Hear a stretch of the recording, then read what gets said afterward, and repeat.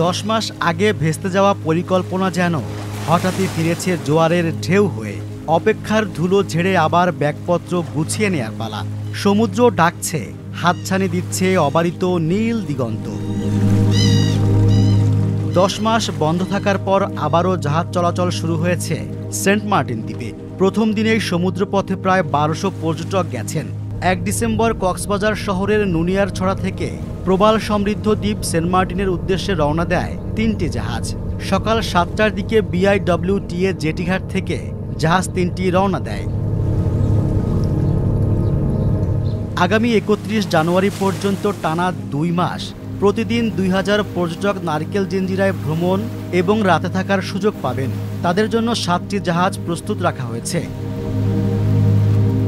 অবশ্য দৈনিক 2000-এর বেশি পর্যটককে জাহাজে তুলতে দেয়া হবে না, এজন্য তল্লাশির ব্যবস্থাও রাখা হয়েছে। কক্সবাজার অঞ্চলের ট্যুরিস্ট পুলিশের প্রধান আপেল মাহমুদ জানান, যেহেতু সেন্ট মার্টিন পরিবেশগতভাবে খুবই স্পর্শকাতর জায়গা, সেহেতু কিছু বিধিনিষেধ দেয়া হয়েছে, যেখানে কোনোভাবেই পলিথিন ও প্লাস্টিক পণ্য ব্যবহার করা যাবে না।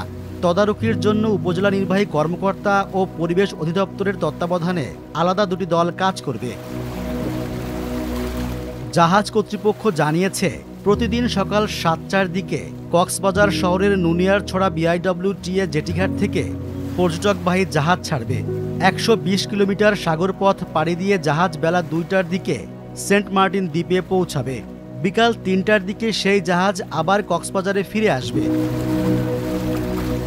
জাহাজে ও সেন্ট মার্টিন দ্বীপে নিরাপত্তার দায়িত্বে রয়েছে ট্যুরিস্ট পুলিশ, পাশাপাশি তারা পরিবেশ রক্ষাও কাজ করছেন। গত 1 নভেম্বর থেকে সেন্ট মার্টিন দ্বীপ ভ্রমণের জন্য উন্মুক্ত করা হয়, কিন্তু রাতে থাকার ব্যবস্থা না থাকা ও জাহাজ চলাচল বন্ধ থাকায় নভেম্বর মাসে কেউ দ্বীপ ভ্রমণে যেতে পারেননি।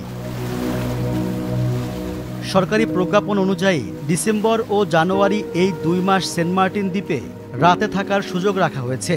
BIWTA এবং পরিবেশ, বন ও জলবায়ু পরিবর্তন মন্ত্রণালয়ের অনুমোদন ছাড়া সেন্ট মার্টিন দ্বীপের উদ্দেশ্যে কোনো নৌযান চলাচল করতে পারবে না। ভ্রমণকারীদের বাংলাদেশ ট্যুরিজম বোর্ডের ওয়েব পোর্টালের মাধ্যমে অনলাইনে টিকিট কিনতে হবে। সেখানে প্রতিটি টিকিটে ট্রাভেল পাস ও QR কোড যুক্ত থাকবে। QR কোড ছাড়া টিকিট নকল হিসেবে গণ্য হবে। পরিবেশ অধিদপ্তর 1999 সালে প্রবাল দ্বীপটিকে পরিবেশগতভাবে সংকটাপন্ন এলাকা ঘোষণা করে।